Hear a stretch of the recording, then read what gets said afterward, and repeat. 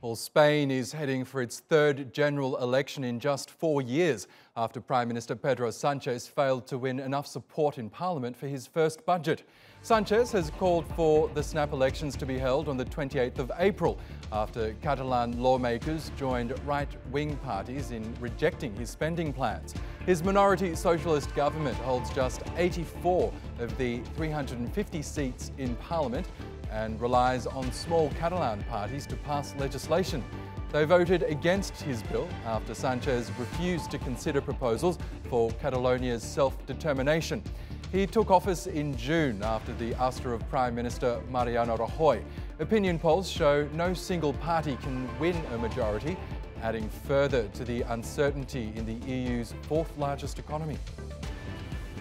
Entre las dos opciones, having a choice between two options, to do nothing and continue without a budget, or call an election and give Spaniards the choice, I choose the second option.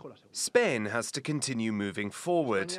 Progress must continue from the basis of tolerance and respect, with moderation and common sense, excluding inflammatory politics, growing and generating quality jobs. Well, let's get more on the snap elections now with Florian Hense in London. He's a Europe economist at Berenberg Bank, which is Germany's oldest private lender. Welcome to the program. I think many people saw this coming, didn't they, after Pedro Sanchez's budget was defeated in Parliament earlier this week. I'm wondering, the markets seem to welcome this announcement. What do you think of the move?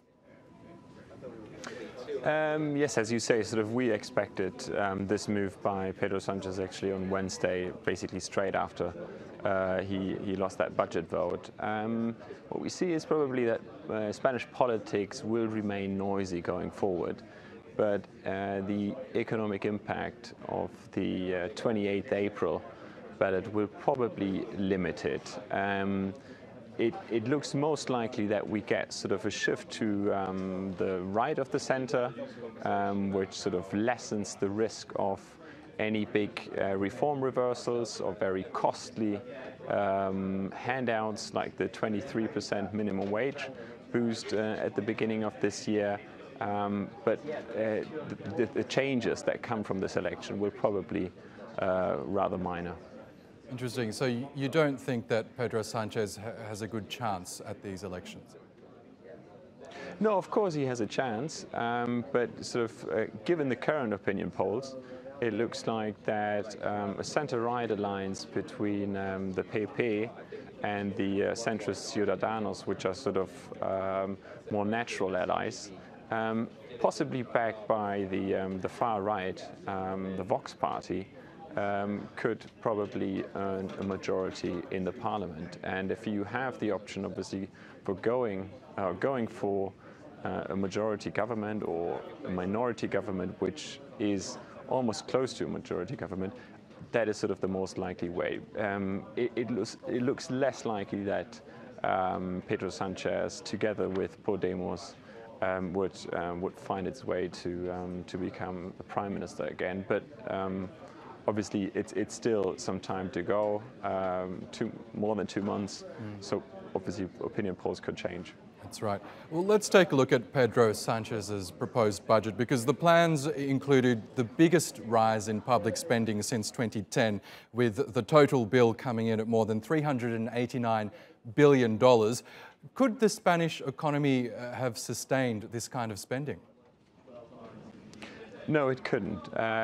We saw already in the last quarter of last year a big boost from government spending, but at the price of a decline in investment. So what you're seeing is government spending which cannot be sustained, and at the same time businesses, of course also driven by the external environment, but by the domestic issues such as the minimum wage, seeing slightly more or less optimistic prospects for their businesses. So not only could this kind of policy, they wouldn't run out of money, but it would. You couldn't have done it for full legislature. We know that the Catalonian independence issue is still alive in Spain. Do you expect that issue to cause more political instability in Spain going into the future? Political instability, probably yes. It seems like there's no genuine solution for this issue, and obviously this week we just had the trial of some pro-independence leaders starting.